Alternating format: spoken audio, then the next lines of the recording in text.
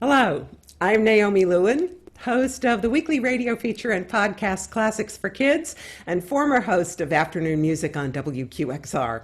It is wonderful to be here today for 92Y School of Music with three top music critics. Zachary Woolfe wrote, quote, "Those who can't do teach, and those who can't teach critique," or something like that, end quote. Of course, I am taking that completely out of context because Zach wrote it when he was donating the instrument on which he learned to make and love music, his cello, to the WQXR instrument drive so that someone else could learn to make and love music. Zach completely disproves the Mozart effect, which claims that listening to classical music when you're very young makes you smarter. Zach is super smart, but the three Bs in his house when he was very young were Bob Dylan, Bruce Springsteen, and the Beatles, which I guess actually makes six Bs if you count all the Beatles. Zach rebelled by turning to classical music, and his favorite B was Birgit Nilsson. He started writing reviews when he was in college, stuff like the movie version of the musical Rent. And then he started reviewing opera for the New York Observer, and now he writes about all kinds of music for the New York Times. Heidi Waleson's initial preparation to be a music critic reminds me of the song When I Was a Lad from the Gilbert and Sullivan operetta HMS Pinafore. Sir Joseph Porter, the ruler of the Queen's Navy, sings about all the jobs he held that had nothing to do with anything nautical. In college, Heidi was a pre-medical student, and after that, she spent 2 years in the Peace Corps in the Central African Republic, which was then the Central African Empire. The Central African Republic is full of natural resources, uranium, gold, diamonds, cobalt, but it is not full of opera. It does have a terrific national anthem, though. When Heidi got back from Africa, she began writing and going to the opera incessantly. So, if you want to become opera critic for the Wall Street Journal, go to the opera every night. And then, like Heidi, you can write a book called Mad Scenes and Exit Arias, The Death of the New York City Opera and the Future of Opera in America. Zoë Madonna used to go by Zoë Madonna as her byline, and she is one of the shining stars of the newest generation of critics. This was confirmed at a concert a while back when a stranger sitting next to me asked, "Who is that?" as she watched the red sea of audience members part for AZ and waves of people come up to talk to her. AZ established her place in the firmament as a sophomore in college. At the week-long Rubin Institute for Music Criticism, she took top prize for the student who demonstrates exceptional promise in music criticism. Back then, she was majoring in East Asian studies, as one does, doing photography, and playing a little accordion. Her bent for music criticism probably did not come from the water when she was growing up, but it might have come from her clothing, because AZ spent a lot of her childhood wearing hand-me-downs from Heidi Waleson's daughters. She is now at the Boston Globe covering classical and pop music and maybe the occasional accordion concert. So those are the three. Please put any questions that you have for them into the Q&A section, and we will try and answer them. And you are also encouraged to chat amongst yourselves using the chat function, but don't put your questions into chat. Put your questions into the Q&A. So thank you very much. So my first question is, what made you all want to get into music criticism? Heidi, you start, since you were the pre-med student. Well, music criticism was sort of an accident. After I came back from the Central African Republic and went looking for a job, I really had no idea what I was going to do. And a good friend of mine said, "Why don't you go and work for the Metropolitan Opera Guild in their education department? There's a job open." And I figured, well, I had been teaching English as a foreign language to French and Sango speaking African children. So of course I could teach opera. I mean, why not? And so that was the writing piece of it. And that job eventually segued into life as a freelance writer, where I was really pretty much a feature writer, which I enjoyed very much until, what was his name? I can't even remember. The guy who was then the classical editor of the New York Post, Robert Kimball, wonderful man, said, why don't you write some reviews? We need some freelancers. And I said, well, I don't write reviews. I mean, I don't have the right background. How could I possibly write reviews? And he said, oh, sure you can. You have ears, you go to a lot of stuff. You can write reviews. Why not? So I wrote reviews for the New York Post, and that was back in the dark days of the 80s when you had to phone your reviews in after the concert and spell all the names for the person at the other end. That must have been fun. They did not know anything. Let me tell you, those people took down all sorts of stuff, but they sure did not know how to spell Tchaikovsky. And that was kind of how I entered into that area, sort of a gingerly toe stepping in the water of actually writing reviews. Because what I really loved was writing features and profiles and talking to people and finding out everything I could about artists and singers and conductors and opera companies. So that was me. Zach, how did you get started? Well, I began in music as kind of you suggested, as a cellist when I was younger, and then developed a sort of psychotic love of opera when I was about 11 for no particular good reason. But I didn't think that I was going to, I never thought of a career writing about it or even in journalism at all. And it was only after I had graduated college and I was actually working for a book publishing house that an opportunity arose through a friend to write for The Observer about tennis, of all things, and to cover the US Open. My friend blogged from the US Open, and he had to be away for a week and was asked if I could fill in. And so I filled in, and I got to know the editors there and started writing a couple of things here and there. And at some point, maybe almost a year later, there was a new editor. They were revamping their culture coverage, and he asked if I would be interested in writing regularly. It was a weekly at that point about something. And I thought about different ideas, and I finally said, I thinking that it was going to be rejected, I said, what about operas? And I could write a column about opera. It could sometimes be a review, and it could sometimes be a profile, and it could be news. It would just be like kind of this Liz Smith space to do whatever I like, a real column to do whatever.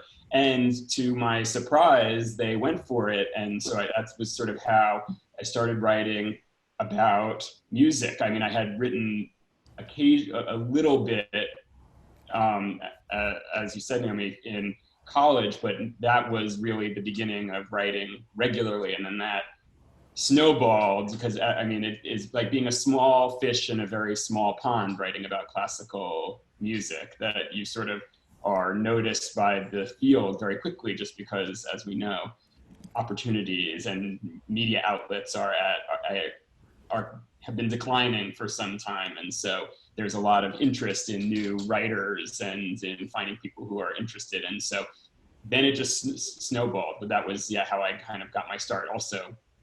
Before we get to Zoe, I wanted to know, what were you thinking of doing before this fell into your lap? I mean, I was working for a book publisher. I was considering kind of continuing with that. I was thinking about going back to graduate school and doing kind of an academic career. I was really into politics. I was working sometimes for campaign politics. I was into the idea of speech writing or law. It was unclear. But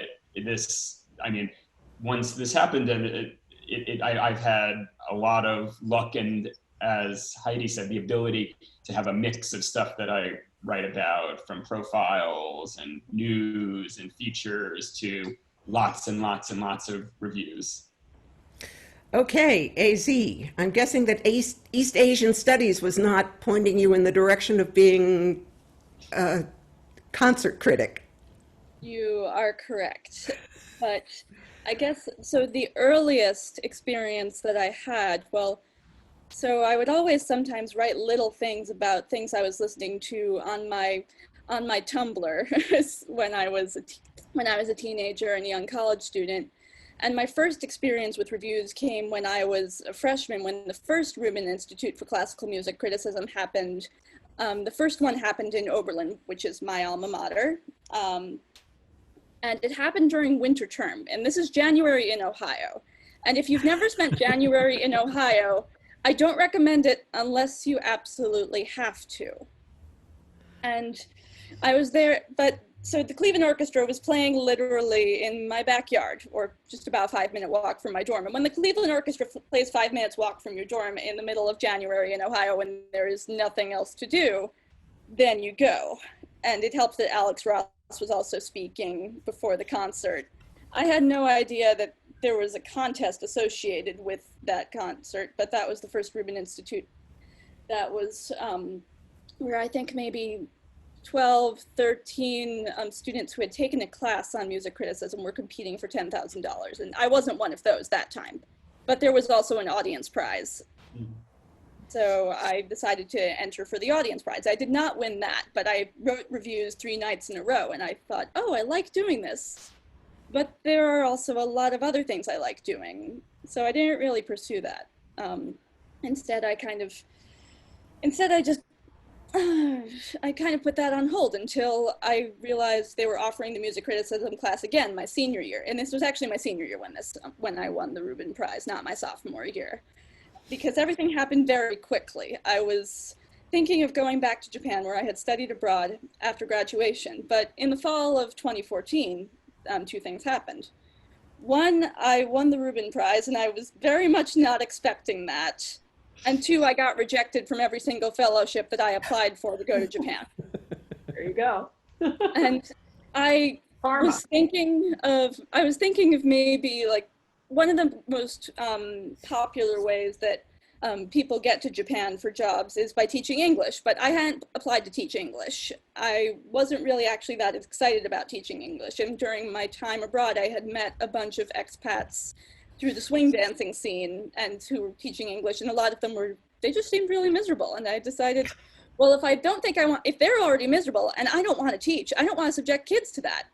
So I was kind of adrift. But then this happened. And like Zach said, when you're a small fish in a small pond writing about a niche field, especially if you don't look like everybody else that's writing about this, if you're not a certain age and you're not male also, people take notice. But I think it was the youth most of all, though.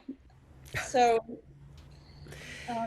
what happened was I was just kind of looking around, like, what might be some avenues that I can do to continue this, because I know I enjoy this. And Steve Smith, who was the assistant arts editor of the Boston Globe at the time, contacted me on Twitter. And Boston had been on my list of possible cities after graduation if I don't get to Japan for a while. And I met with Steve Smith when I visited Boston to visit some friends, and he basically said, if you move to Boston after graduation, you can freelance at the Globe. And I said, are you kidding me? I am 21 years old. I don't have bylines. What you see, I don't have experience. What you see is what you get. But he said, I don't care. I'll help you out. And that's just the kind of mentor that I was just so fortunate to have. I really hope that I can pay that forward in some way, shape, or form later in my career when I'm in that position. But that just kind of started me off on it. I'm like, okay, guess it's Boston. And I wrote my first for the Boston Globe 2 weeks after I moved in. So what sorts of things do you listen for when you go to a concert? Like a piano recital or an opera or a symphony concert? What is that space you put yourself in that you're listening for, and how did you train yourself to do that? Zach? I mean, I think that you're always looking for personality or a personal stamp. I mean, you're looking for, obviously there's kind of there are sort of quote unquote like objective measures of being in tune or singing in key. And yet we hope that a lot of performances we're at with that we're kind of past that, and we can kind of talk about interpretation, and we can talk about the performers who are better than good or better than accurate, and who kind of endow what they're doing with intention and passion and all of these adjectives that are kind of undefined, kind of you know it when you see it kinds of adjectives. When there is something, I mean, I think about something all the time that Nico Muhly, the composer, told me, which it was his way of evaluating his own music, which is that, is it preferable to silence? And in this, like, basically in the sense of like, when someone is singing, when someone is playing, do you wish that they just kept going? I mean, that to me is still kind of the baseline, and is what they're doing, is it really engaging you and really showing, not in a way that is kind of willful, but in a way that just feels genuinely, organically interesting and personal. I mean, again, these are not clearly definable terms. Yeah, that's actually that's the problem, because we're always trying to find the words for that. And to be sure, I absolutely agree with all of that, there is a certain objective standard of accuracy, of being in tune, of like being with the orchestra. That's always helpful. And in fact, it's actually quite, nowadays, given what, the kinds of people who are performing, on our stages, hearing something that is actually not up to standard is extremely rare. I mean, when I was first starting out, you could get a night at the Met that was just like, whoa, so I don't know what they were doing or what they were smoking, or like, but that, and back in the early 80s, but nowadays you just like, you don't see that anymore. So what you're really looking for me, is an emotional connection that's created through intention, through technique, through authenticity. I think that's really what I'm looking for. I'm looking for the moment that I can tell my friends about who are not musicians.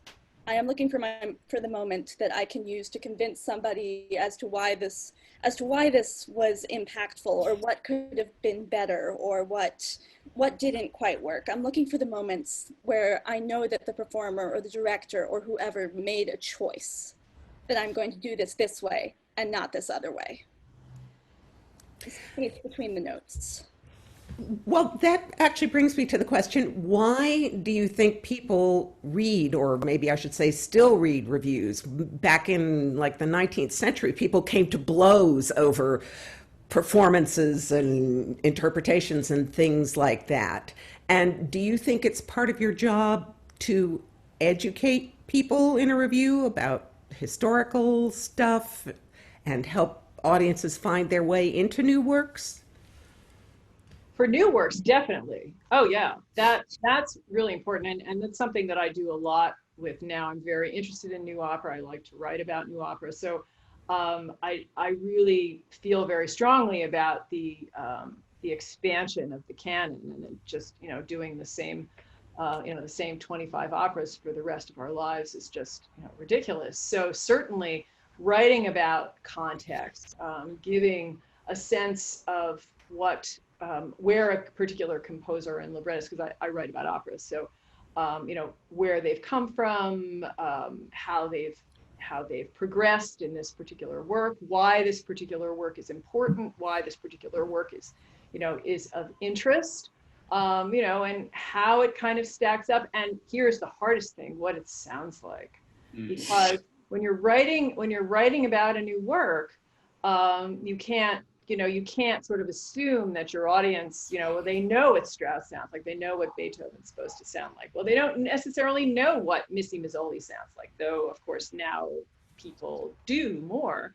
And you can't be overly technical, because you can't necessarily expect that your audience is going to understand those technical terms, so you can't write like a musicologist, and I'm not one anyway, so I couldn't. So I'm trying to, as Zoe said, trying to tell somebody what it sounded like, why it was exciting, and why they don't want to miss it the next time it comes around. Yeah, I mean, I view, I mean, with the different kinds of things we review have sort of their own different like niche, and new work obviously has its own, what your job with new work is slightly different than what it is with the Philharmonic playing a Brahms symphony. And for, I mean, but even with new work, I mean, I view it a lot as people don't necessarily realize that different performances of Beethoven's Fifth or La Boheme are different. I think that outside of a very small amount of people, there's like a thought, I think, or just an assumption that you go to La Boheme and it is La Boheme, or Beethoven's Fifth is Beethoven's Fifth. And so I view a lot of what I do, any of the kind of historical facts or the description, as designed to kind of get empowering people in the sense that there is a spectrum of technical and therefore intellectual, psychological, emotional way, like kind of sort of shades of any of these, of any work, and that a composer exists on again in a continuum of music history. And so you're kind of just trying to get people a sense that this performance was one performance of many, and so that they could also kind of feel like their judgment on something has validity or could be powerful as well, to kind of just give a sense of that the reason that this conductor did this Brahms concerto really quickly was coming from a particular take or like an interpretation or an idea about that work. AZ, why do your friends read your reviews other than the fact that you've written them? Well, so I don't know which of my friends actually do read my reviews, but I think that one reason is because people are looking for that kind of unique experience. People want to, I feel like, especially people of my generation, they value experiences more than they value possessions.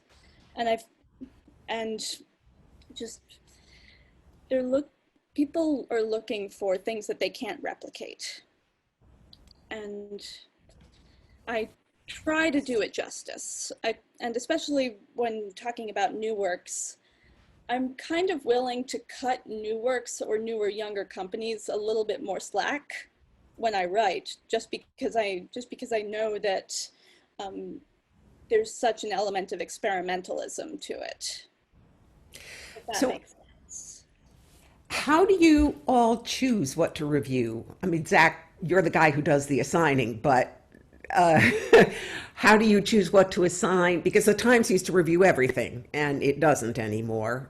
And is, AZ, excuse me, do you just kind of keep your finger on the musical pulse and choose yourself? Or I try my best, but at the Globe, the BSO is usually reviewed every week, pretty invariably when they are in season. It's very rare that we won't review the BSO. The Globe is fortunate enough to have two full-time critics, the other being Jeremy Eichler, who's just an amazing writer and a great person to work with as well. So we've been kind of trading off when both of us have been here during two of the 4-ish years that I've been at the Globe, not counting the time when coronavirus canceled all the concerts, still ongoing. Jeremy has been on sabbatical working on a book that I'm very excited to read about music and memory, so I was on BSO duty every week for that. So a quota of my time was definitely taken up by BSO, but the rest of it, I have pretty free reign, and I choose what looks interesting. I choose what looks like it's going to be compelling writing, what's going to be just exciting to see and exciting to write about. Zach, how do you choose what the Times covers? Well, it's a collaborative process with myself and kind of the other writers. And yeah, as you said, it feels like a very long time ago that there was a kind of reviewing, and I'm like, reviewing, what was that? As you kind of suggested, it's in recent years, just the kind of the balance of stuff that the Times has done in every department of the culture department and elsewhere has changed. And so in classical music, it's resulted in fewer of the sort of small performance reviews than there were. But even just pre-COVID, I mean, we look at the schedule, we see who we have working that week, and we are trying to get an interesting mix. I mean, we're trying to kind of convey, I mean, with New York, you have this explosion of stuff from Baroque music to lots of new music and opera and recitals. We never covered everything. And so it was always about choosing to some degree. And we just kind of, from that, you try and, I mean, obviously, yes, I mean, there's to mix the larger companies and the smaller ones, to mix established performers and new ones, and just to kind of, what are the interests of the writers? Because I think that a lot of the time that will be what results in kind of the most interesting work. And so we're trying to kind of, I try and look at the review coverage together with the features and profile coverage as a whole, and try and it is as much of a mix as possible, historical stuff and new stuff. And it is, just to kind of evoke some sense of the variety of performance, and both within and without New York. Heidi, how do you choose which operas? Well, I have an unusual situation because I write about opera for the Wall Street Journal. The Wall Street Journal is a national publication. I'm the only person who writes about opera, and we have, we don't have a sort of full-fledged, culture department covering all kinds of music and musical performances. So basically, I do what I think is interesting and important, and I can go anywhere in the United States to cover that, and the journal will pay for me to travel there, which is really a fabulous opportunity, because I can pick, obviously I cover the new productions at the Met.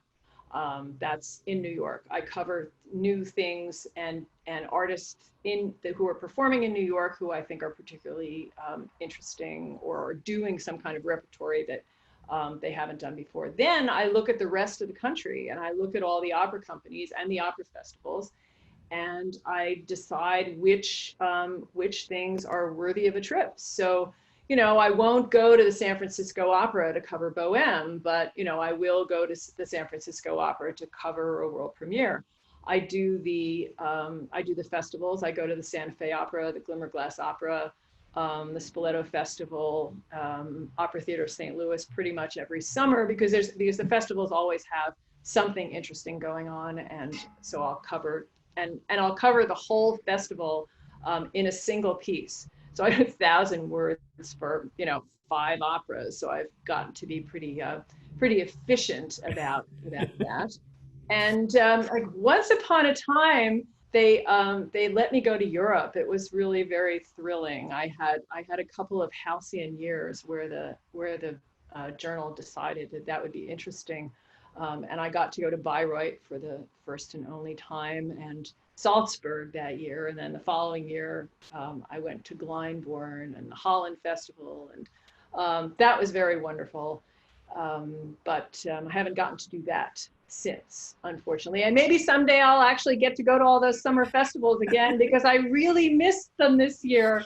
I thought that I was going to be, gee, I don't have to get on a plane every week, but I'm sort of sad that I didn't.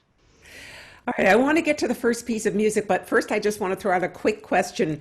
Whether you talk to or avoid talking to other critics at intermission, like, la, la, la, la, I don't want to know what you think of this, I want to have my own opinion, or do you listen to what the audience or the person who came with you is saying about a concert or a performance? It's hard to avoid the person you came with. Yeah, but you can muzzle them. No. There are people who say don't. There are people who say don't talk to me. There are people who say to their partners don't talk. And they're used to it. So I don't know. I try not to. I try not to talk about the performance. I mean, you kind of get sometimes at intermissions, we've all been in cases where like we'll be going up and like rolling your eye out. Heidi and I will be rolling our eyes at each other. Or Heidi will be making vomiting gestures or whatever. I'm sure the presenters love that. It's always well deserved, but no, I mean, there's only so much that you can avoid, but I mean, it's not, I personally don't think of it as being in some kind of a vacuum, but you want to be coming to your own conclusions and and it's possible to do that. And sometimes intermission, I mean, Heidi might roll her eyes and I'll be like, oh no, it was pretty good, right? I mean, it's not that we always agree. We don't agree. And exactly, I mean, that's the best. That's the best when there's disagreement. I mean, I couldn't imagine wanting to be a critic who always agreed with all the other critics or anything. Well, I would like to. Sorry. Yeah. No, AZ, if you have something to add, go ahead. Yeah, I do. Like earlier in my career, I was very self-conscious about that. Like, oh no, what if I let somebody else's opinion influence mine? Am I cheating? Does that mean that I can't formulate my own? But now I feel like I'm secure enough in my own impressions that whoever came with me can talk to me and just like say whatever. Like I usually won't ask them, but people want to talk about music and I like talking to people about music. And I'm secure enough in my impressions to hear what other people are saying, but still stick fast to my own. But that being said, like, so usually there aren't other critics, at least in Boston, at least not that I know, because, well, sometimes there'll be someone from Boston Classical Review, Aaron Kiba, and I always like saying hi at intermission. But other than that, Boston Musical Intelligencer has a whole stable of people, and I don't know most of them, at least not on site. So I don't consciously avoid other critics, but I also don't ask them. When I see Heidi at an opera, I don't ask her what she thinks. Good. Okay. I asked each of you for a video clip of a performance that you think is really great. And I'm going to start with Zach. And I want you to tell us why you love this and what we should listen and watch for. So yeah, this is obviously a kind of impossible ask. And so I just picked something really quickly and you just try not to think too hard about it. And so obviously, Maria Callas always comes to mind, and there's remarkably little video evidence of Callas, and most of what there is actually not in staged opera. And so I wanted to show a favorite clip of her doing the big aria from Don Carlo in a concert in London in 1962. And Naomi, when I sent in exactly the kind of excerpt that I wanted, said, "Are you sure that you want so much before she starts singing?" And I said, yes, that's the point, is I specifically kind of wanted to emphasize that the amount of the pre-musical or non-musical aspects of performance, especially in opera, but in instrumental performance too, and what she does with the orchestral introduction and the seriousness with which she takes the crafting of this character, even in a concert setting. And then, of course, when she begins to sing, obviously it also is kind of remarkably personal and remarkably focused. And so we can give a look. Oh, yeah, my question was more because there was this much of her singing, and it was more like, can we put on a little bit more of her singing? Because I don't want people to feel. I hope everyone enjoys the singing as well. No, the more the better. So this is, as Zach said, Maria Callas. It was a Covent Garden Royal Opera recital, 1962. She is singing the beginning, anyway, of the aria "Tu che la vanità" from Verdi's Don Carlo.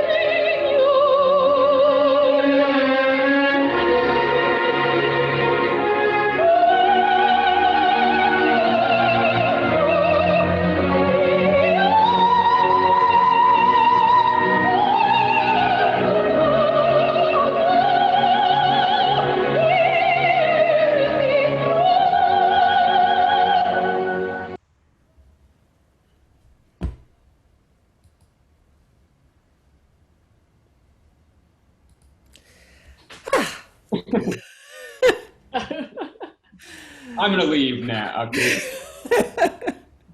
How do I follow that? I love that opera. It's been one of my favorites. Best. Always. So no, I mean, I think that Yeah. you get, I mean, even in, I mean, I hope people like kind of saw, I mean, just the hands alone is like a whole opera that she's doing. The hair alone, but the hair. The hair, the face. Yeah, the whole face. plastic. I mean, it's just, but it's all to the, I mean, to the sense of conveying. I mean, you get really more than a lot of staged opera, the essence of that opera and the essence of Verdi, the sense of like the ambiguity between the personal and the political, between figures who are real people and figures who are archetypal characters. And and you see how even before she starts singing, there is this kind of movement, both, I mean, a specific person who is, and you see even the ambiguity of how she is listening to the music behind her and is not, and is inhabiting it as kind of normal, as I think, I mean, I see it as really kind of indicative and emblematic of so much of what opera is about. So yeah, I love that excerpt. I did not get Maria Callas at all until I saw videos of her. Yeah. And then I went, okay, now I get it. Because her singing was so polarizing just listening to it. Well, yeah, and you can see even, I mean, in that there are warning signs galore if you're talking about, I mean, today was Jesse Norman's 75th birthday, and so I was listening to some Jesse Norman, and this is not like kind of Jesse Norman in her prime singing, but at the same time, it is every note, every phrase is considered without it seeming to considered. I mean, and that's always, again, that's one of those undefinable balances that we're forced to adjudicate. What is too much consideration and what is exactly the right amount of thought that goes into it? Because yeah, this is and we know this from her Juilliard masterclasses, is the idea that every phrase, exactly every note, she thought about what that has to convey about the text and about the character. And so I mean, I think that in that sense, I think that she is a model, as in a lot of other respects. Well, this was clearly an extraordinary performance, which brings me to one of my questions. What are some performances that you will never forget, good and bad? Me, Zach? Or, well, let's start with Heidi. Yeah. Performances I will never forget. Well, if you don't have one at the tip of your tongue, then No, okay. There was no. I guess there are a couple. The one that comes straight to the top of my top of mind is Christine Goerke singing Electra in Chicago in, I guess it was something like 2012 or something like that. And Christine Goerke, who is a fantastic soprano, and I had seen her in her earlier sort of young artist and early career years. She sang a lot of Baroque opera, and she was fantastic Baroque opera singer. And then she went through some kind of she went through a vocal crisis and she disappeared. And I was always kind of like, well, whatever happened to Christine Goerke? And then one day I was going through my list of the operas that I wanted to cover for the year, and I saw that Christine Goerke was singing Electra at Lyric Opera Chicago. And I said, what? It's like, what? Wait, where did this come from? And so I said, okay, this is totally on the list. So I went, and in fact, that was a year in Chicago when there was some kind of insane convention. And there were no hotel rooms, I had to stay with my daughter in like deepest Hyde Park. But I went to that performance, and Christine Goerke just like blew the roof off the place. And I discovered, of course, subsequently, as did everybody else, that that she had gone through a vocal transition and her voice was getting heavier, and she started studying with Diane Soviero, and accessed her Strauss Wagner voice and became a totally different, just incredibly remarkable and exciting singer. So that was, I mean, as a sort of, you know, turning point, that was definitely a performance that I won't forget. AC, how about you? Well, so most of my unforgettable performances thus far have been because there was something, you know, outside of just like extra musical tied to them. One of the, it's kind of not so much a one performance as a dyad of performances spaced a few months apart. The first time I saw the Turangal's Lila Symphony live was with Esa-Pekka Salonen in March of 2016 at the New York Philharmonic. And I had heard the Turanga Lila Symphony before on recording, but the way that Esa-Pekka just like threw himself into it, and it was Yu Wang playing the piano, it was just absolutely brought the house down. And during I think it was movement 5, the dance, I wanted to just get up and dance in the aisles, and I of course did not do that, but it was like, okay, bucket list, I need to dance during Turanga Lila somewhere that is not my room. And then a few months later, the Tanglewood Music Center Orchestra played it at Ozawa Hall in the finale of the Festival of Contemporary Music. And I had a very willing roommate who was willing to drive out to Lenox and back to Boston in the same night. And we got a lawn ticket on Ozawa Hall, and it turned out also that my friend Bryn Solomon was around, and they absolutely love Messiaen. So we all went together, and I just ran to the back of the audience so no one could see me during the 5th movement, and I danced. And I will never and then for the whole movement 6, I just fell back into the grass and stared at the stars, and I will absolutely never forget that. That's really crossing something off your bucket list. That's very impressive. Zach. When I think of two things came to mind. One kind of sort of a little grander, and one sort of intimate was Catherine Malfitano in the Macropolis case at the Met as just kind of an amazing union vis-a-vis this callus of kind of physical performance and timing and kind of inhabiting a role physically with a sort of unbelievably committed and passionate vocal musical rendition. And then I think about Paul Lewis doing the final 3 Schubert piano sonatas at Tully maybe it's like kind of 6 years ago now, and just, in a very different way, the focus and the elegance and just the daring of the accentuation of pauses and the trust in the music to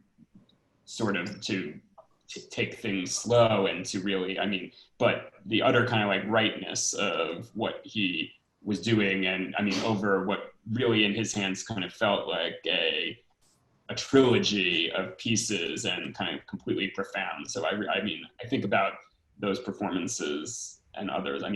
You think about the ones that show you a sense of what's possible, not because I think that there's a stereotype that critics or other listeners, you heard it one way when you were young and everything else is never quite measuring up. And for me, at least, the great performances that you see are crucial because everyone needs to have it, but hopefully it gives you a sense of what is possible and always possible. Even if not frequently met, but that you need to have that moment where you're like, oh, this is what it can be like. This is what this is what it can feel like. I have one more if we have time. Okay. If we don't, that's okay. Go ahead, briefly, yeah. Go ahead.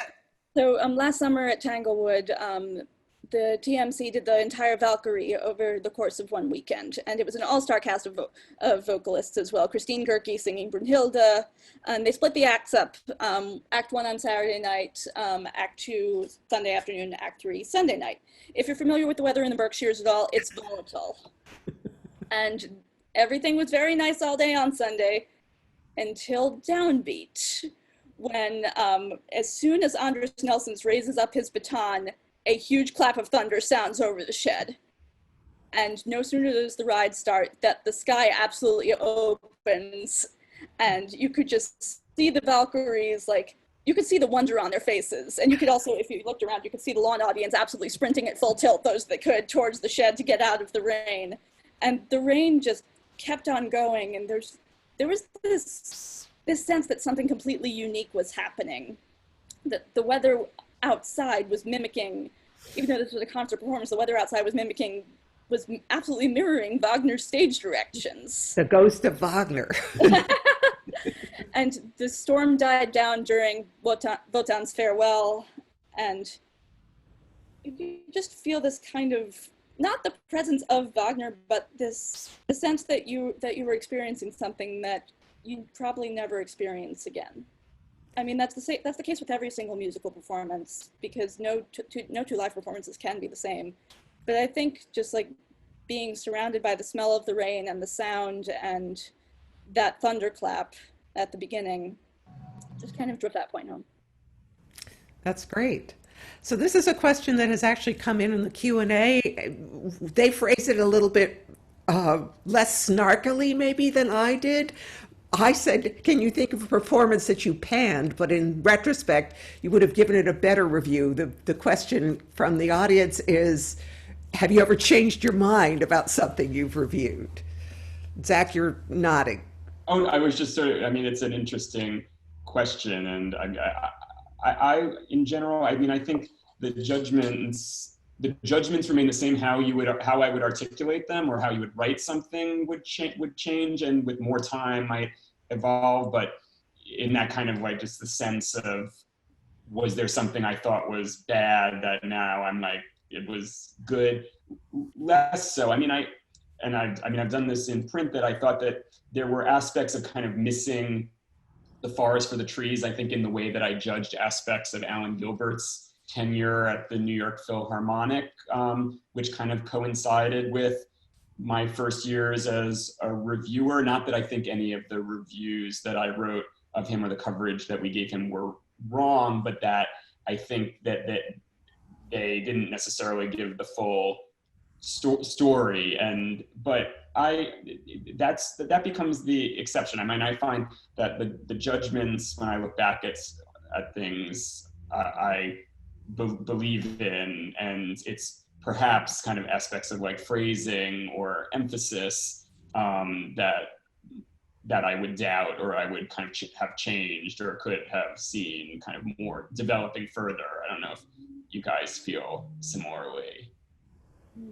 Well, I do feel similarly. I wouldn't say that I can, look back on something that I panned that actually I shouldn't have. I would say that there are some new pieces that I didn't get the first time, or that I sort of got, that I guess that's just it, that I didn't entirely get them. For example, I mean, John Adams' Dr. Atomic, which I just found just like Peter Sellers' very strange libretto for that, just seemed to make it very static and very just untheatrical for me. And then I saw it, I saw subsequent performances of it, and particularly the one that I saw at the Santa Fe Opera a couple of years ago, which just had a much more sort of flowing human kind of character to it. It wasn't trying to be as grand. And suddenly and also the recording also helped, because the recording came out in the meantime.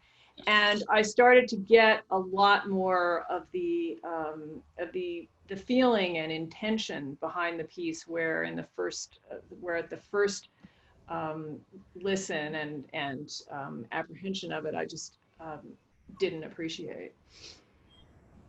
Daisy?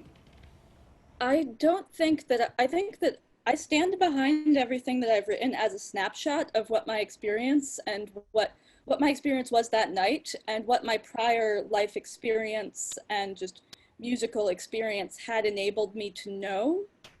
I don't like I've been recently thinking about Caroline Shaw's Partita for Eight Voices, and the way that my opinion about that piece has become not, I don't like it less, but my opinion is more complicated, especially given that, so the Inuit throat singer Tanya Tagak pointed out that it uses something that sounds a lot like a specific Inuit throat song, and that Caroline Shaw didn't acknowledge that. Roomful of Teeth was tutored by some Inuit throat singers during one of their residencies at Mass MoCA, but there wasn't acknowledgement that a specific piece was used, or that, I mean, I'm not sure if Caroline Shaw was aware that it was a specific piece, or that,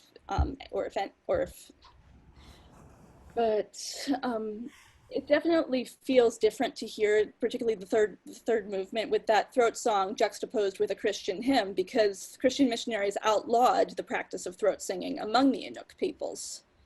And I don't quite feel that sense of just rhythmic euphoria that I had earlier, or if I did, it's a bit more of a complicated memory now. I'm not sure if that would make it into a review, but it's just layers upon layers of experience that I'll just get by listening to more music and to more people and to more perspectives. Interesting. So there was that infamous Pete Wells review in the New York Times of a restaurant that he hated so much that the entire review was nothing but rhetorical questions. Have you ever been to something that was just so awful that you went, okay, I'm just going to have fun panning it? It's never fun. I mean, or a little bit fun. I mean, it's like, I mean, I don't think any critic sort of looks forward to panning any more than they look forward to, like, I mean, praise. I mean, it's just the job. I mean, when to sort of reflect what you saw. I mean, there have been opportunities to really be negative, to have a more negative judgment. And I mean, it's not something I relish, other than the sense of having a platform with which you can advocate for the art form beyond sometimes audience members or the institutions. And I mean, even in the tiny little field of classical music and opera, where there might be a sense of hype, as little as it might be when it comes to classical marketing budgets, and audiences respond in a certain way. And so to hear people cheering something that you thought was terrible is strange, but then to kind of be able to reason that through and to have a platform for that alternative opinion, I think I find that to be a positive thing, and to kind of at least to advocate for an some kind of another, again, on that, what I spoke about before, that there's a spectrum of responses that. So you don't want to listen to other critics, but you do kind of take the temperature of an audience? Only in the sense of like what's obvious. I mean, I mean, anyone who's in an audience is kind of aware when an audience is bored, or when they're into it, or when they love something. You are, not that you have to be reporting that or writing about it or writing against it, but I mean, that to me it's sort of present. I mean, sort of puncturing the bubble, that the sort of self reinforcing bubble of, everyone thinking something's wonderful when it isn't. A critic can't and should not always be a cheerleader, but I think a critic has a duty to be an advocate for this art form, because there are, especially in this country where there's so little funding for it. So I don't take joy in panning things. I mean, sometimes it is fun to be a little snarky, but I'm also acutely aware that, especially with new works, these are the performers and the set designers and the directors and everybody involved, most people involved, are usually just starting out in their careers, and I don't want to derail that. I don't want to And so I tried to, I mean, a panning review often requires a lot of dissection. Okay, what went wrong and who was responsible for the fact that it went wrong? And I feel like it's important to be very intentional about who you call out, or call out's not the right word. Call out has taken on some deeper meanings, but who you really, or who or what you really pinpoint as the problem. Like there was an opera a while back in Boston that was an attempt to do an opera set inside a video game. And as a fan of opera and also a pretty big fan of video games, this did not work on either level. And there were a lot of problems with the animation, but also the company who did it, Whitesnake Productions, had collaborated with a bunch of local art schools, and these were undergrads doing this for pay and like just doing their first professional projects. So I wasn't going to take the undergrads to task. I guess this answers the question that we got in the Q&A, which is more fun, writing a glowing review or a scathing one? Well, I can give you my, one of my real, trasho reviews. And this was sort of something that Zach mentioned. This was at the Michigan Opera Theater back in the like 2010 or something like that. When Michigan Opera Theater decided that they would hire Andrea Bocelli to sing their Tear. Now, they probably thought that this was a very good audience move. Andrea Bocelli, hugely popular, big, record sales, whatever. He is, as you know, of course, is blind. And had never performed on stage or had done very little, like on stage performance, certainly in staged operas. So they did this production of their Tear with Denise Graves, bless her heart, as Charlotte. And Andrea Bocelli made his first entrance, and as if you know the opera, he sort of shows up at the house of Charlotte and her family, and it's this sort of like sweet little country idol. And he shows up outside the gate and, whatever. In this production, he arrived on a horse.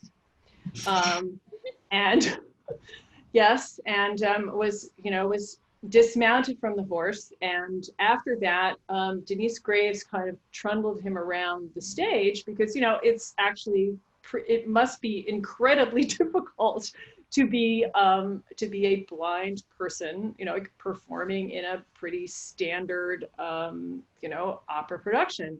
And, all of this would have been like, fine, I would have said, okay, great, give it a shot. But his singing was just completely uninteresting. I mean, he sang everything at the same volume with the same expression. He's like, he's not a terribly interesting artist once you take away all the sort of recording, paraphernalia from what he does.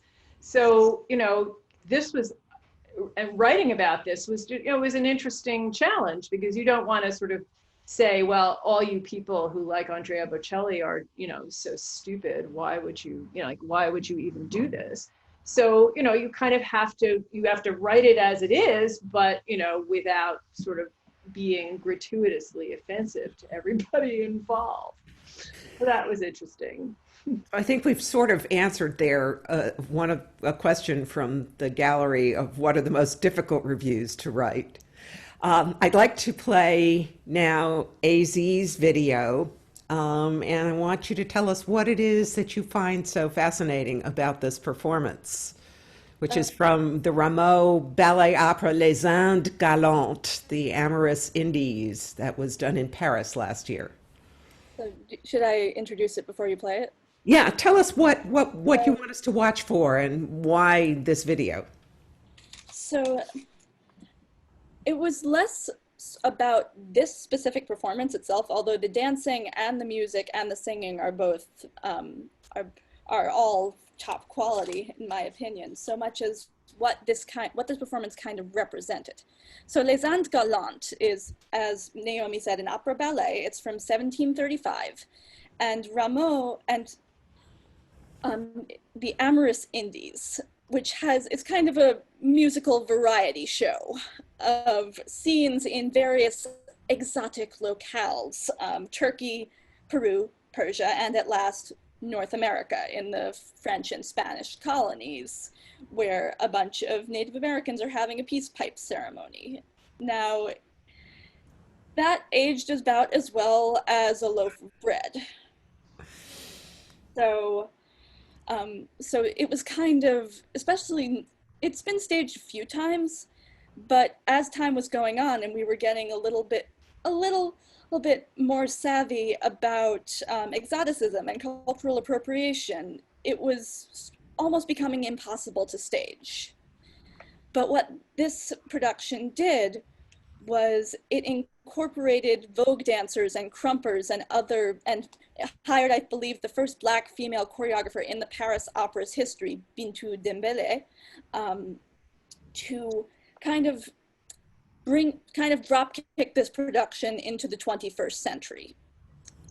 And I feel like opera has a long way to go when it comes to just, well, what in the colloquial sense, just not being terrible about respecting other cultures and about respecting women in some senses. And there are certain... That's a whole other discussion. It's a whole other discussion, but I just thought that this was just such a cool way to bring this music and bring these rhythms and unite disciplines by just giving this other art form a seat at the table, a place on the Paris Opera stage. Okay, so we will now watch this again. It is from Jean-Philippe Rameau's Les Indes Galantes from 2019 at the Paris Opera. It is the dance of the Great Peace Pipe.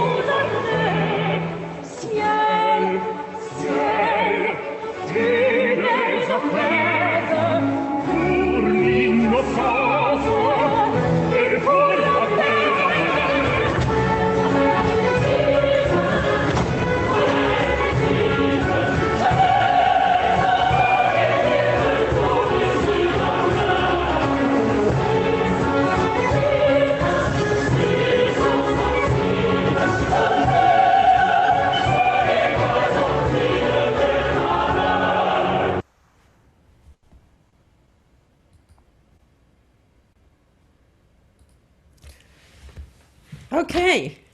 Zach, Heidi, reactions. I think Oh, go ahead. no, go for it.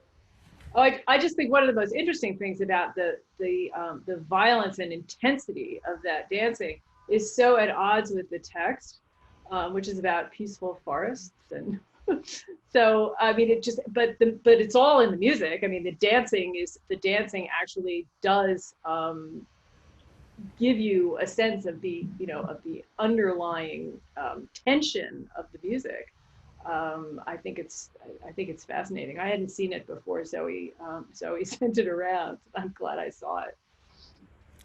Zach? Yeah, it was. I mean, it was a production that I was lucky enough to see live, and that sequence is sort of the climactic sequence of a kind of 5 hour afternoon, and really kind of like an explosion of the whole thing is in a lot of different forms and a lot of different modes, and so the effect is, I think, like kind of redoubled of, yeah, as you say, that kind of the tension that is sort of inherent in that dance, and in the appropriation, I mean, in the tension, musical and cultural, that is there. And yeah, I think it works on it's effective on its own, but yeah, at the end of a long performance was really kind of stunning. I believe that, oh, go ahead, Naomi. No, I was just going to ask another question, but if you have something else to add, go ahead. Yeah, I believe that there was an original film that was just this piece that featured krump dancers that I believe then developed into this whole production. I did not see the production. I actually have never seen opera in Europe. I have not been fortunate enough to travel and go see any, and I was thinking about doing this year, and then Right. and then.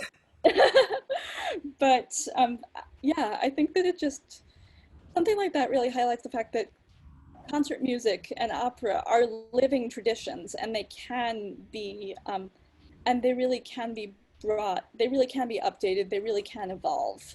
And not every evolution is going to work, but there is room to try. So that piece, Les Indes Galantes, is not performed very often. And I have what I call the Naomi Lewin theory of obscure music, which is that most obscure music is obscure for a very good reason. But I have to say that Zach included a piece in a New York Times article a few years back that completely disproves this theory, which is Arnold Schoenberg's Weihnachtsmusik, Christmas music, which is utterly charming, really utterly charming. And so I'm wondering, what piece have you heard that most disproves my theory of obscure music? And what piece have you heard that most confirms it? Because people love to drag out things from mothballs and perform them because they can. Well, that's Gil Rose's entire MO for Gil Rose being the director of Odyssey Opera and Boston Modern Orchestra Project in Boston. And unfortunately, the piece I know that most proves the theory is probably Arnold Rosner's The Chronicle of Nine, which was one of the final concerts I saw before coronavirus shut everything down. It's an opera about Lady Jane Grey. And for 3 hours, the strings didn't stop doubling the vocals once, or something didn't stop doubling the vocals once. Anybody else? Heidi, go. I don't know. I'm not. Well, it can be something that proves or disproves it. You know, like, Well, I mean, Weihnachtsmusik is fabulous. Yeah. There's Okay, interesting stuff in everything, in most things. Yeah. Well, I mean, just think about the fact that nobody did Handel and Monteverdi for years and years and years. And then all of a sudden, the period instrument movement got going, and it sort of made the leap over to the opera house. And all of a sudden, people started to discover that these were fantastic scores, and that they were not long and boring and static and horrible, but they were in fact fabulous. And so, I became this sort of mad passionate devotee of Handel operas, and I now collect them. So I think I'm up to, I think I've seen about 25 at this point. But I mean, they're all amazing, and I hate it when people cut them, because I feel like we should hear it all. So there. Zach, something Yeah. that confirms or disproves? I mean, I was thinking of, I mean, there was a company, an opera company in New York, Teatro Graticello, that would do kind of forgotten Verismo pieces.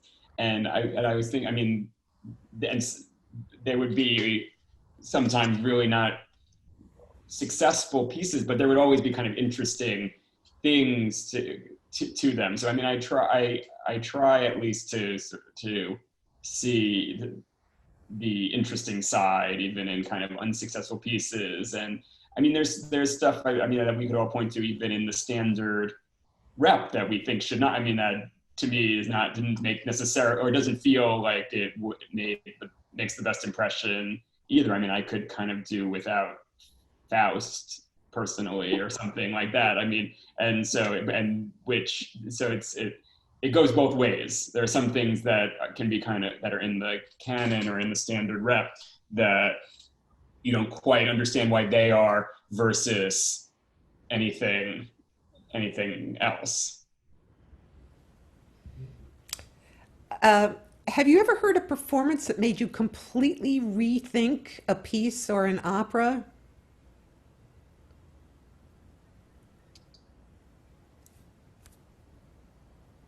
Completely. No? I'm thinking. I would say, I mean, I've seen only, I didn't see this live, but there was a production at the Bayreuth Festival of Parsifal, which is an opera that's incredible, but difficult and obscure in a lot of ways. And it was by this Norwegian director, Stefan Herheim, who had set it kind of as a story of the development of the Bayreuth Festival, and of through Wagner's time to ours, and Germany from sort of the 19th century through the ups and downs, we can euphemistically say, of the 20th century. And it brought kind of, I mean, a real, working very kind of musically, and it felt kind of organic. It did kind of give to me a new clarity of what that opera is about. And so that can sometimes, I mean, that's the goal with some of these sort of more adventurous or kind of counterintuitive or updated or adjusted opera productions, is that they can, when they're good, they really allow you to rethink what the pieces are about, which can, I mean, there can be sometimes very, very good sort of traditional productions, or very, very traditional performances of the standard repertoire. Then, I mean, there's that disc of Theodore Karensis and his ensemble doing the Tchaikovsky violin concerto with the violinist Patricia Kopachinskaya, and it's like a different piece than when you go, like you usually go and you can hear Josh Bell or Itzhak Perlman or whomever do it, and it's sort of a sweet and like lush piece. And this was like a totally different, more neurotic, more intense, more edgy, more unpleasant piece in a lot of ways, which kind of reflected, in a way, the criticism when it was new. And so it gives a totally new slant. And so, yeah, there's always sort of rethinking that's going on. I had one of those, I think, for the St. Matthew Passion, which is a piece that I, of course, well, I don't of course, but I happen to adore it. But I had always thought of it as being this sort of grand choral, sort of, not celebration, the opposite thereof. But then the Jonathan Miller staging of it that was done at BAM this was the first time, I mean, when people had just sort of started thinking that, you could actually stage some of these pieces and you didn't have to just, didn't have to stand there and sing. And so it was staged, and there was sort of this open space in the center. So everybody, the orchestra was in a circle, and the two choirs obviously were opposite each other. And there was a space in the center where where the soloists and their obligato instruments would meet, if assuming this was an instrument that could stand up. So I mean, I'll never forget Robert Mealy playing Erbar Madish on the violin with whoever the mezzo was, or countertenor, or whoever it was, with this sort of incredibly intimate sort of sense of human beings expressing this music. And all the choristers were off book. It was a very human performance that gave me a whole different look into the St. Matthew Passion. How do you prepare to review a world premiere? Do you look at the score beforehand? If it's an opera, do you read the libretto?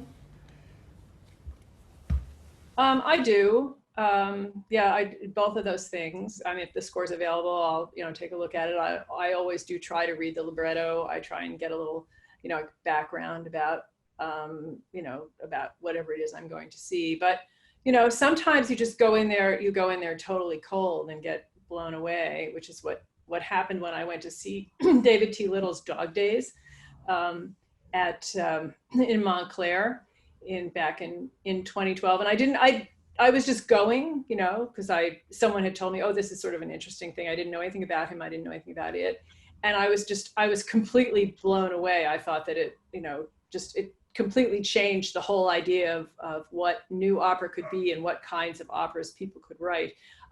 David T. Little was a drummer before he became a composer, so it's just like it's heavily percussion, and it's about it's a dystopian story. It's very dark. It ends with 11 minutes of a constantly increasing drone that gets louder and louder and louder and louder.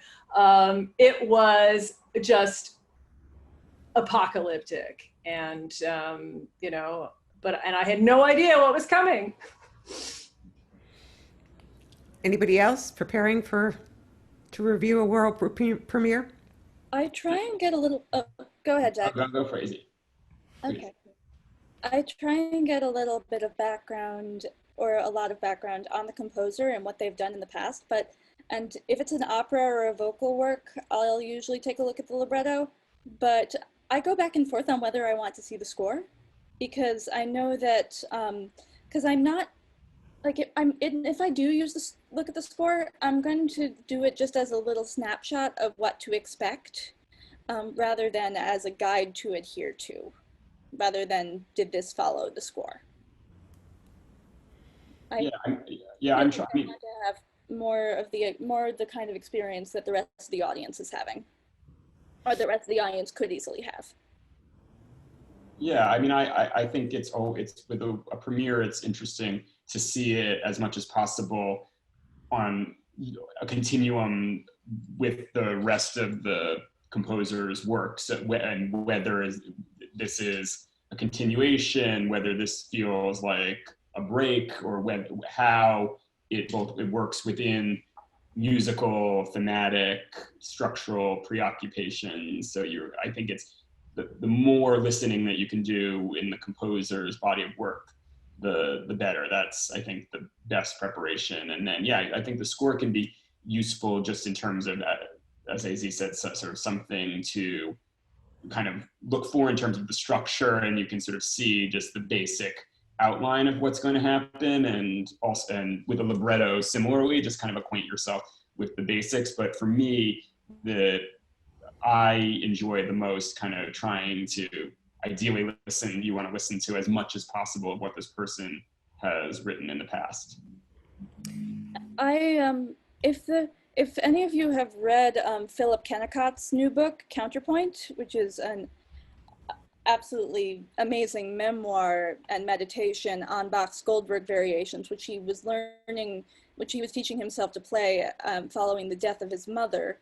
it goes back and forth between personal stories and writing about Bach and the experience of learning Bach. And one thing he brings up is that even though the Goldberg variations have this very elegant arcing structure, that didn't really matter to people who were just playing excerpts in recital. And the whole reason that it was able to persist into the present is because it works no matter if you know the background or not.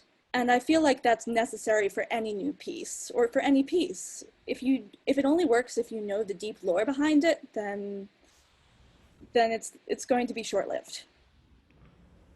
Interesting point. All right, I want to play Heidi's video excerpt. Heidi also picked a fairly obscure work, but speaking of Handel operas, and this performance by somebody who was pretty much universally loved.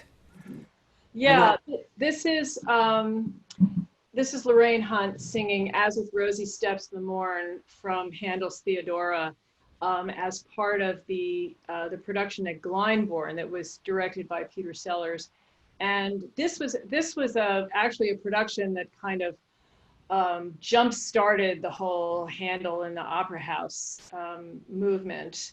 And it was a fantastic cast, and it was William Christie was the conductor, and then Harry Bickett took it over because Christie got sick, and Harry Bickett, of course, became one of the great conductors of Baroque opera that we have. But what I love about this aria and this performance is that Lorraine Hunt was one of the great singers. She passed away, I guess, I don't know, like 10 years ago or something like that. I can't remember. She was, it was terrible. But Lorraine she had been a violinist, and she moved from being a violinist to being a mezzo-soprano. She didn't really have any standard vocal training, so she kind of made it up as she went along, and she was one of the most authentic performers I have ever seen in my life. I mean, you would watch her, and there was no artifice about the way she sang. It seemed as though she was writing it herself. You know, you say that sometimes about people, but with Lorraine, it was really true. So, I mean, this piece, I happen to just adore this aria and this artist for her. Okay, let's hear it. So again, Lorraine Hunt, or Lorraine Hunt Lieberson, as she was later known, from a 1996 Glyndebourne production.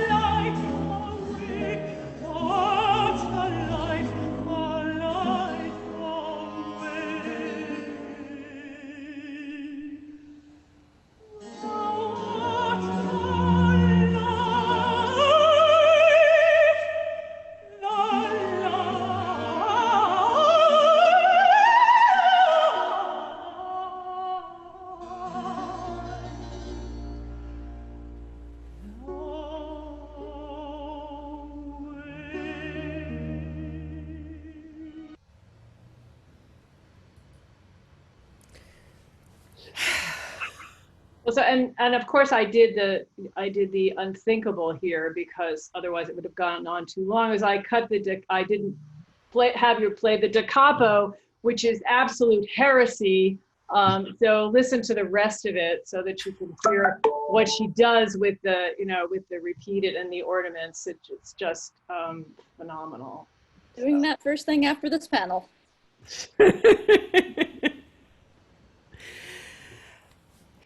Anybody else have a comment to make? All right. There's not much you could say after that. It's true. So before the digital age, critics used to literally run up the aisle when a program was over to meet their deadline. What is the concept of deadline like now, and what's it like to write under deadline? I mean, the standard for us for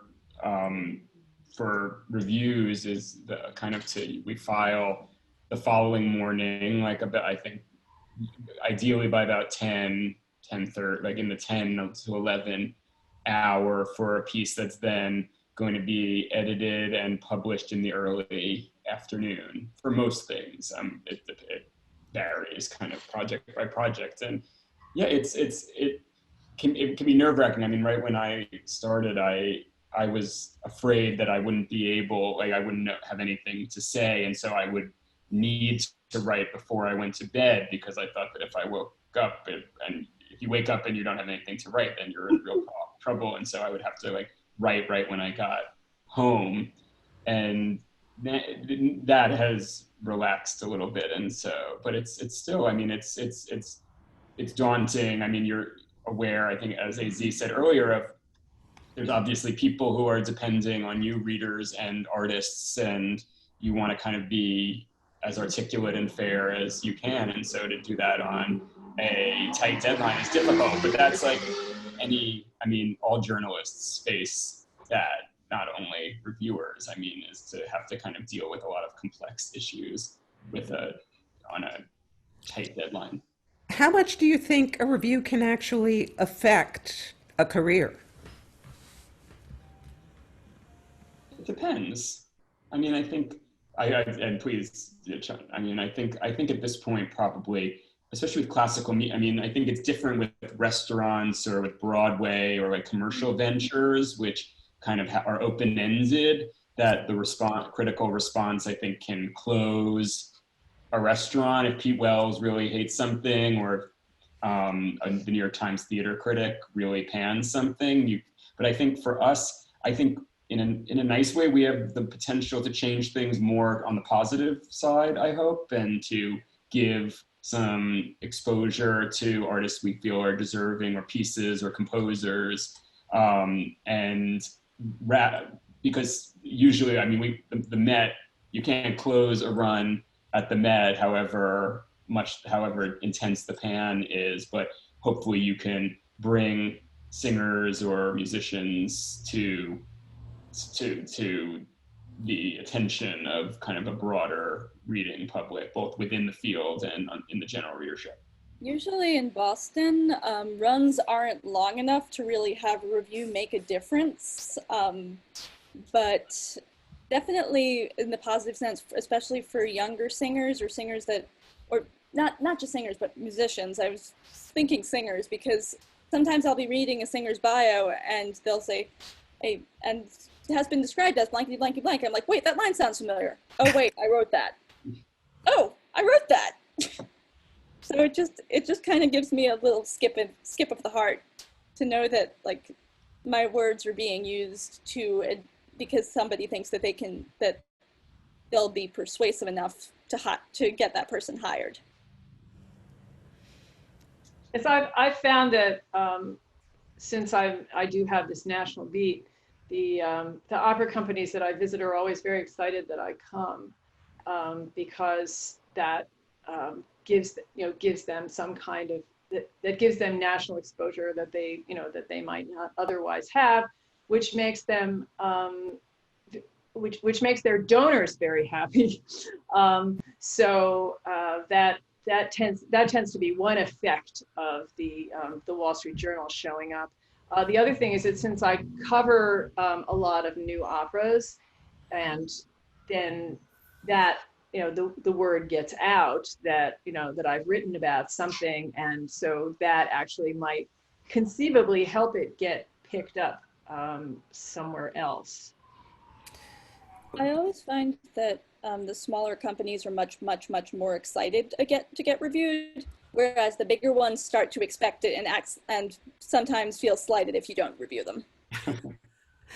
Somebody from the Q&A, somebody wants to know whether you take notes during your, I'm sorry, did I cut you off, Zach? No.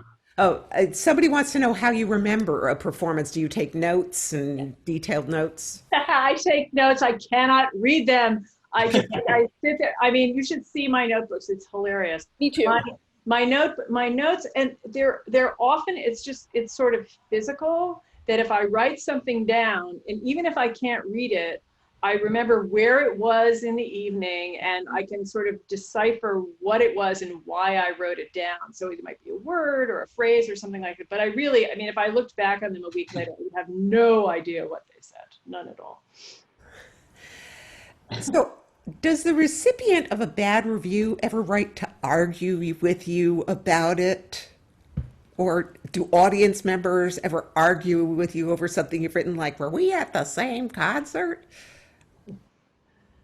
Well, I don't have a lot of that. I mean, and for, you know, I guess, I don't know, I don't read the comments, so like, it's like, who knows? But I do remember one review that I wrote it was my first opening night at the Met review, which was Otello, with, of course, Placido Domingo and Renee Fleming. And it was also the introduction of super titles. So at the Met. So, you know, it was a really big night. And it was, I was actually very nervous about it because it was my first, I mean, and I had only just sort of moved over to, you know, reviewing the big houses. I had just been doing the smaller companies.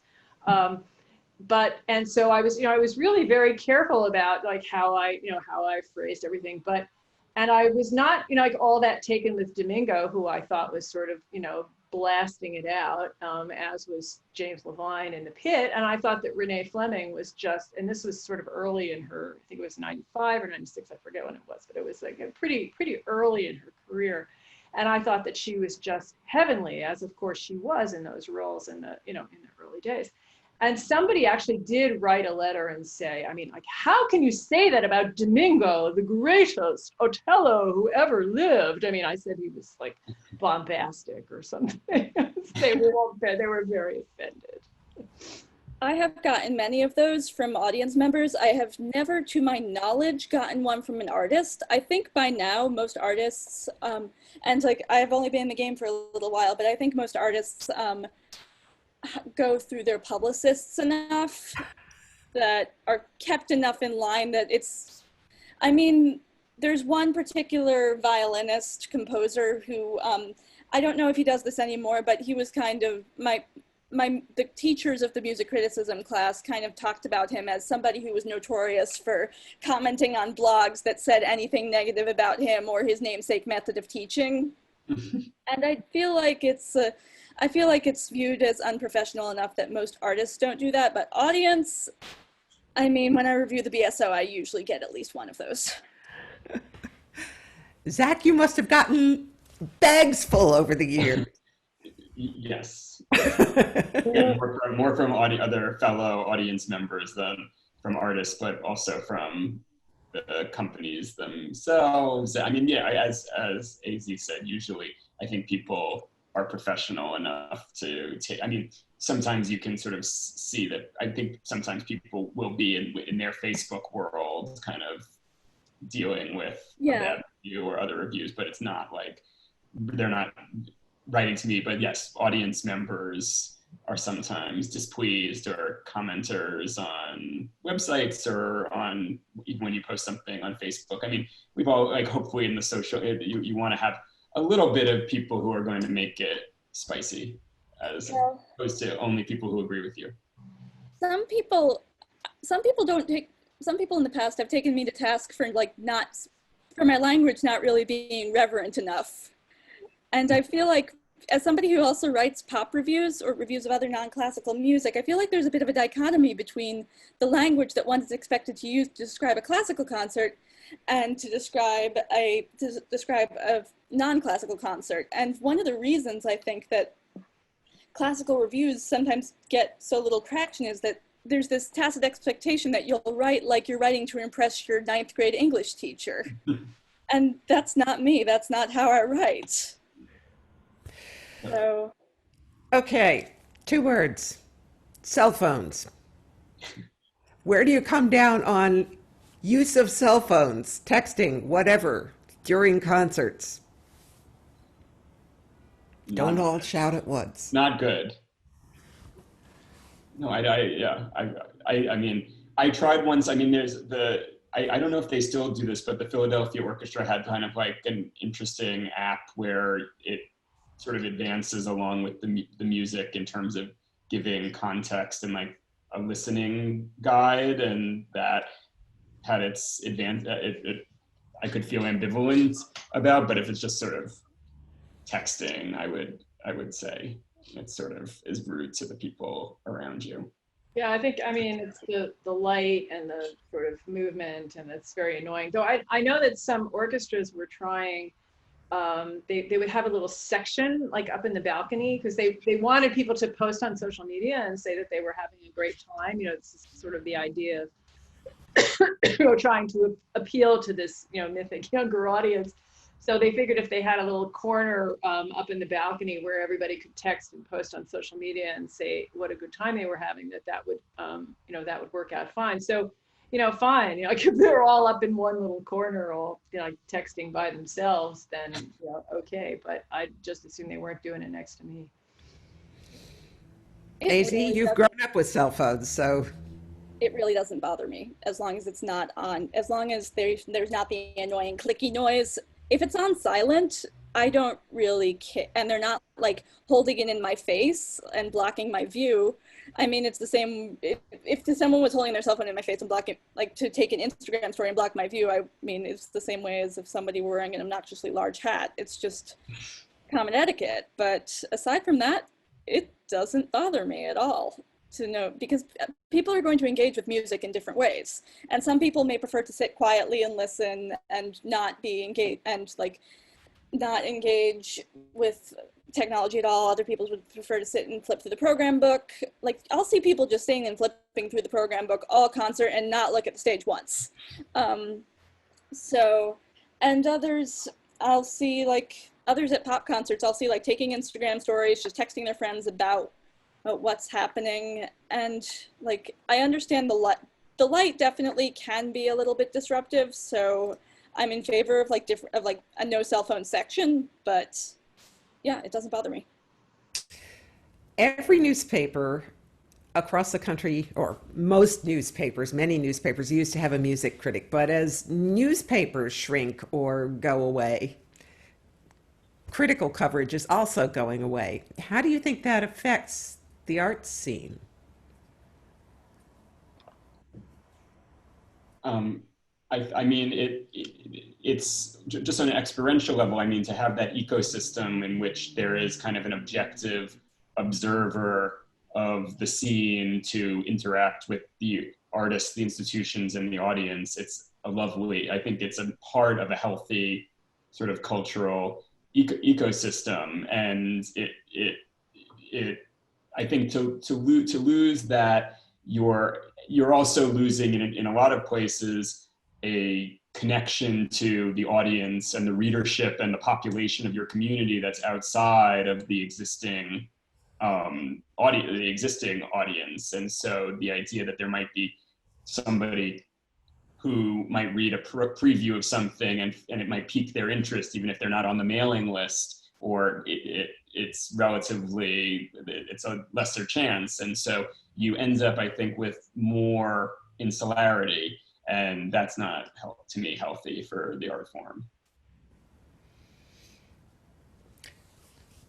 There's been a lot of discussion in the Times the last several months, as in the rest of the world, about getting more musicians especially Black musicians, musicians of color, into symphony orchestras. And in fact, Zach, you just ran another piece about this. How do you think we can get more people of color into the music criticism biz? I mean, I'm happy to have other people. Oh, well, or I mean, yeah, this is a huge problem. I mean, the classical music, for a variety of reasons, is a pretty racially and also socioeconomically homogeneous field at every level, and that includes journalism and criticism. And so, I mean, initiatives like the Rubin Institute, I hope, like, work to cultivate good writers and interesting thinkers who are interested. And I'm out there looking for new writers. It's easier to find journalists, a more like kind of diverse field of journalists, or people who can know a lot about music. I mean, it's a very tiny amount of people who want to be classical music or opera critics. And so it's just a very small sliver of people already with the interest and the knowledge base, but it can be broadened. I mean, and it's not just about race, but it's about kind of every aspect of diversity. It's a lot of, I say as a white man, it's a lot of white men. I'd say if from my point of view, two things are key. One, mentorship, really proactive mentorship to bring people who aren't all white and who don't all come from a specific socioeconomic or educational background. And so that kind of proactive mentorship, and also giving people the freedom to make mistakes, the freedom to be beginners, because everybody is a beginner at some point, and beginners make mistakes. I mean, everybody makes mistakes, but beginners, I find that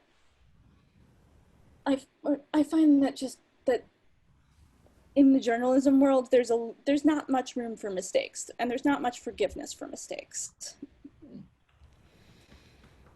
without really derailing one's career. So how have all of you been reviewing online concerts? I haven't. You haven't? I've been reviewing some things. I mean, I've written about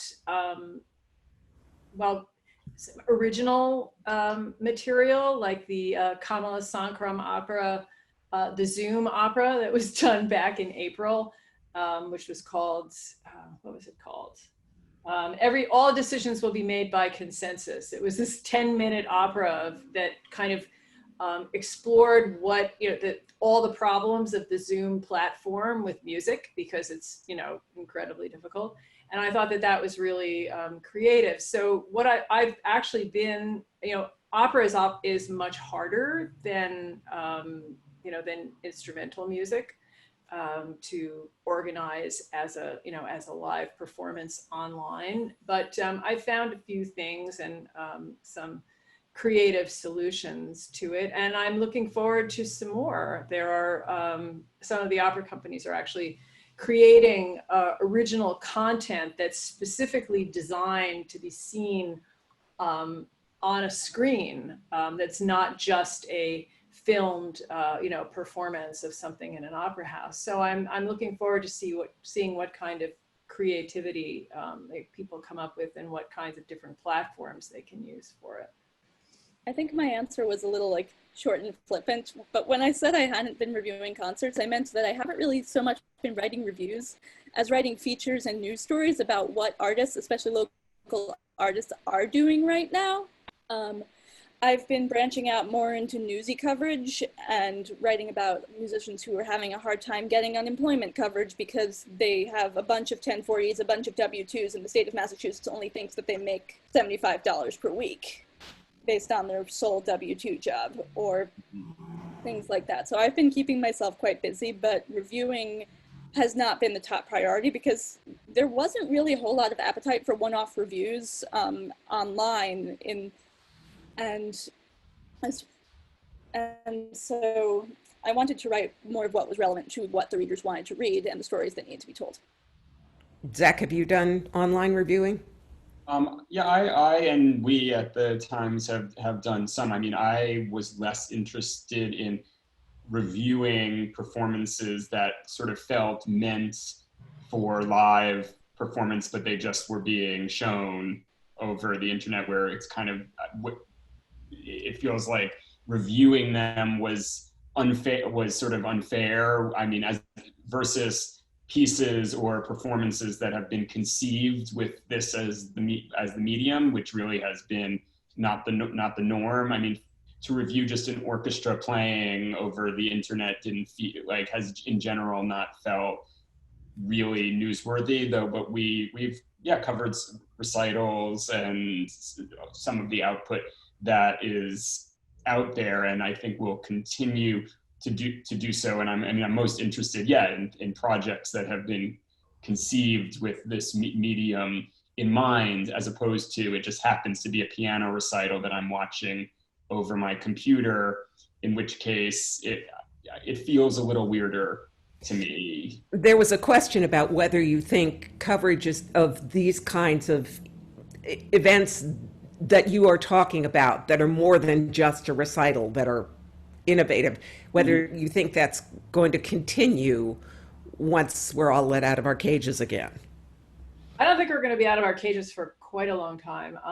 But there is not. Hopefully one day we will. And one day. Well, I think that there are a lot of people who, who very much enjoy music, but, might not be able to get to performances, or might feel hesitant to gather with other people, for an even longer time than, it's said to be safe. So I think that the use of technology, while I always prefer live performance. I mean, that's what I like. I have rows and rows of shrink-wrapped opera DVDs that I've never opened.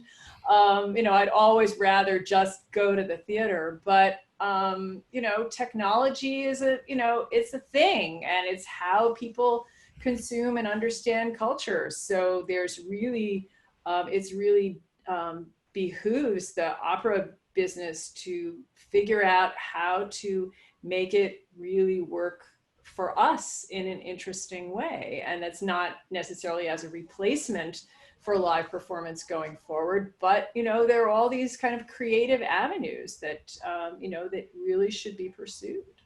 I agree. I think the use of technology really represents an opportunity for companies and for artists to expand their audience and retain, but will both expand their audience to people who wouldn't otherwise come to the theater or the concert hall or what have you, and also retain, because because the classical music, many classical music listeners and avid subscribers are older. They are more at risk to get COVID-19 seriously or have serious complications. And I feel like it'll be a long time until we can cram into Symphony Hall shoulder to shoulder again.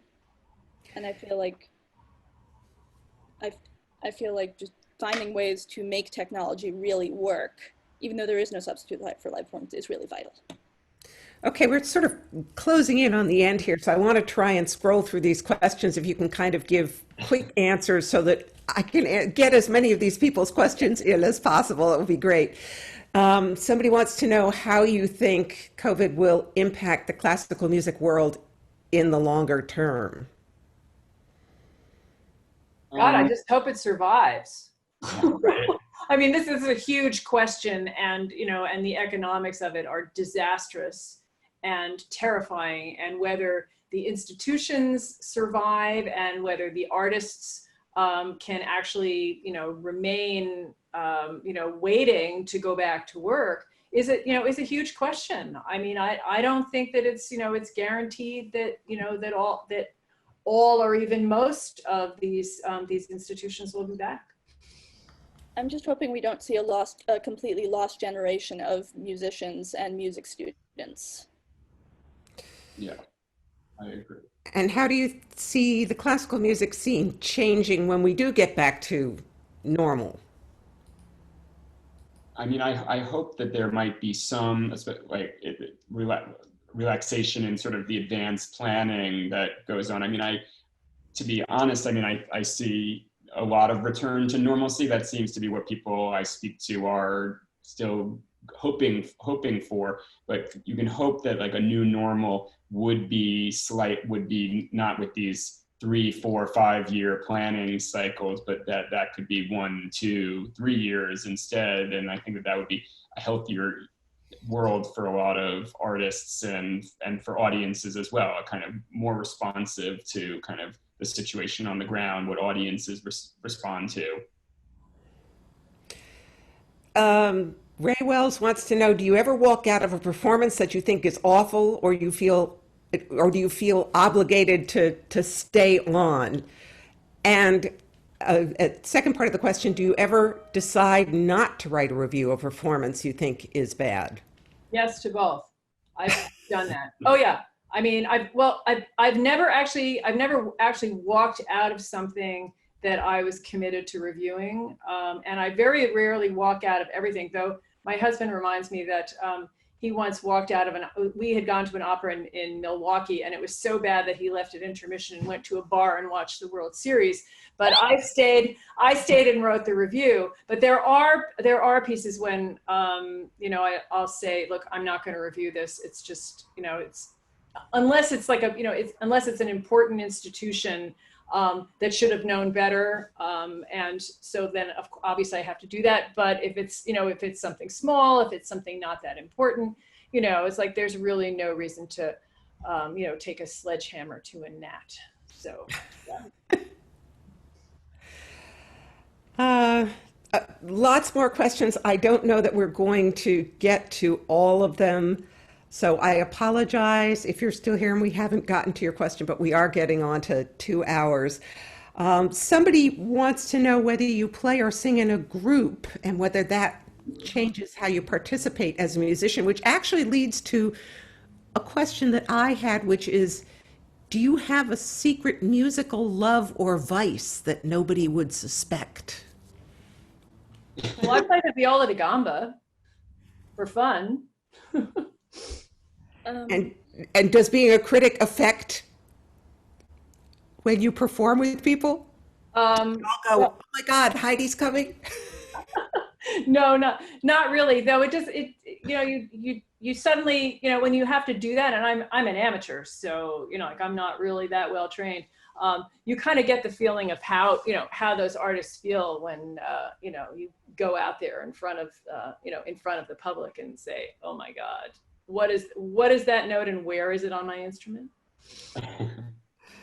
I do play the accordion in a group that when there are live events usually plays for contra dances and other sorts of folk dances. It's called Chimney Swift. I started about 5 years ago, but I don't tweet about it on my main account because I tend to try and keep my life as a performer and my life as a critic separate.